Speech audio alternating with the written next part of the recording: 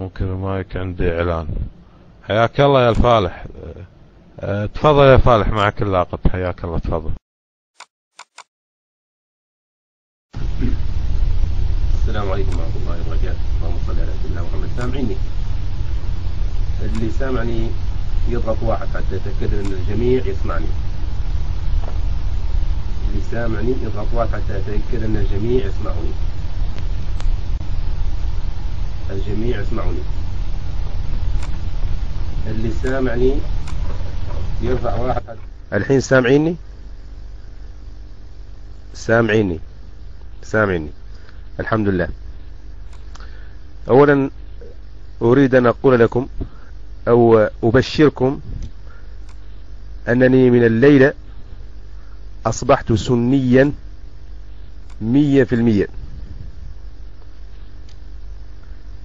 وطبعا القصة بدأت معي في قصة شاهدتها على اليوتيوب عند أبو مشاري حول قصة فاطمة. حول هذه القصة بالذات هي التي جذبتني إلى أن هناك شيء خطأ في المذهب الشيعي وخصوصا الاثنى عشرية.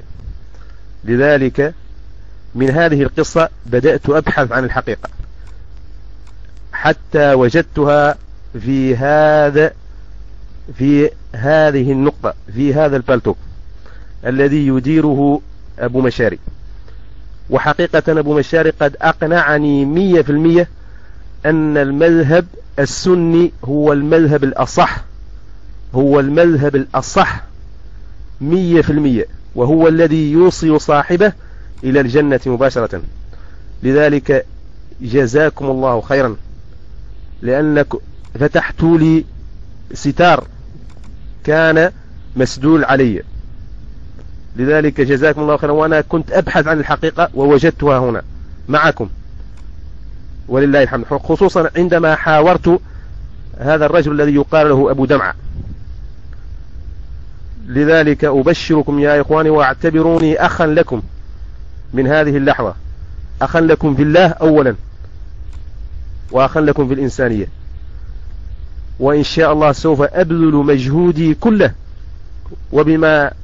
وتسجيلات أن أقنع إخوة ويقنع كل العالم بأن هؤلاء وخصوصا الاثنى عشرية. لقد قلت لكم سابقا أنني ولله الحمد أبشركم أنني أصبحت من هذه اللحظة سنيا 100% بعد قناعة وبحث عن الحقيقة. والحمد لله وجدت الحقيقة ووجدت ضالتي التي كنت أبحث عنها دائما، وكنت أقول في نفسي هناك شيء خطأ في مذهبي، مع أن مذهبي ليس كالمذاهب الأخرى. ليس كالاثنى عشري. وخصوصا عندما أسمع علماء الشيعة وأسمع حججهم الواهية، قصصهم كلها كذب في كذب ومتناقضة. إما أن يكون صاحبها ميتا، وإذا كنت أبحث عن حديث لا أجد حديث، أجد رجلين أو ثلاثة ليسوا معروفين وروايتهم ضعيفة جدا، وعلماؤهم ليس عندهم علم. يمكن أنا أحسن منهم أو أنتم أحسن منهم. ليس عندهم علم وليست عندهم حجة وليس عندهم شيء، بل كذب في كذب فكذب، وقد أكثروا وأسرفوا في الكذب. ولكن مشكلة الشيعة أنهم لا يستطيعون أن يناقشوا. إذا وقف العالم وكذب عليهم ساعات لا يستطيع أحد يقول له قل حجتك، أو ما هي حجتك يا عالم، أو أعطينا المصدر بهذا لذلك أبشركم والله أقول لكم وبكل صراحة أن مذهب السنة هو المذهب الذي يوصل إلى الجنة. وحقيقة أنا هذاك اليوم سمعت ما شاء الله، سمعت مداخلات وسمعت حوارات، بس وعرفت من خلال الغرفة هنا كنت أتابع الحوارات بين أهل السنة وبين أهل الشيعة. والله نفس الحوارات التي تصير في غرفة المسلمين والنصارى عندما يتصل بهم أخونا وسام يتصل بالمسيحيين ويقول لهم ويعطيهم الحجج ويعطيهم يقطعون عنه الهاتف وأحيانا لا يجيبونه، هكذا الشيعة. ولكن أنا أجد أن الشيعة أصعب الحوار معهم من الحوار مع المسيحيين، أصعب الحوار معهم من الحوار مع المسيحيين والله، لأن هؤلاء يريقون دماء حتى الصغار، حتى الصغار لم يسلموا منهم، يريقون دماءهم حتى الصغار يا إخوان. ما ذنب الصغار في اللطمية وفي إراقة الدماء في الدماء، وما ذنبنا نحن يعني في معركة مضت صار 1400 سنة، ما علاقتنا بنا نحن الآن، ومع علمنا أن الحسين من أهل الجنة، الحسين والحسن من أهل الجنة، فكيف نقيم المآثم عليهم من 1400 سنة حتى الحين؟ والله الحمد لله، الحمد لله، والله الحمد لله، حس السعادة في قلبي لم أجدها من قبل، الحمد لله عندما أعلنت هذا الإعلان. وأشكر بالأخص أشكر أبو مشاري لأنه هو كان المفتاح، أبو مشاري كان هو المفتاح الذي بدأت به قصتي.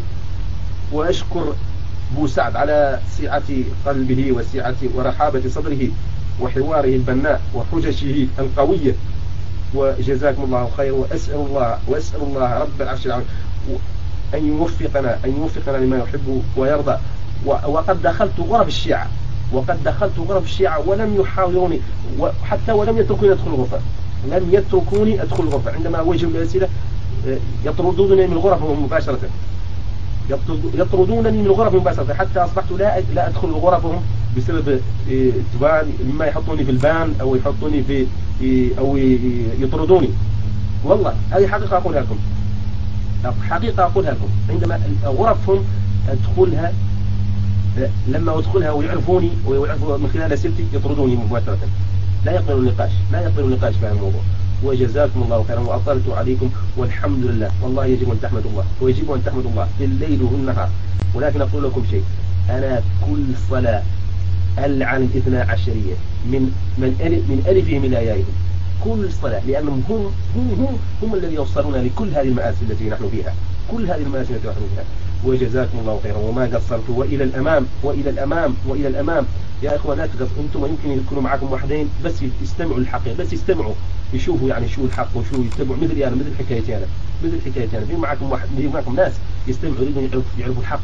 لذلك جزاكم الله خيرا ما قصرتم، وحاولوا أن تبينوا أكثر، وجزاكم الله خيرا، وجعل الله ذلك في ميزان حسناتكم.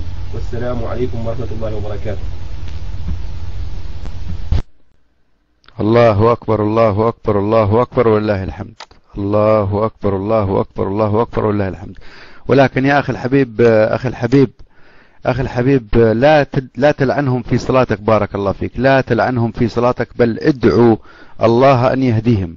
يا أخوان، هذا الأخ اللي معنا الآن كان معنا قبل يومين وحاور أبو دمعة في تسجيل أبو دمعة بأكل غائط المعصومين وشرب بولهم، حاور أبو دمعة وانهزم أبو دمعة أمامه، والله هو وكل الشيعة في الغرفة ما استطاعوا أن يرد عليه.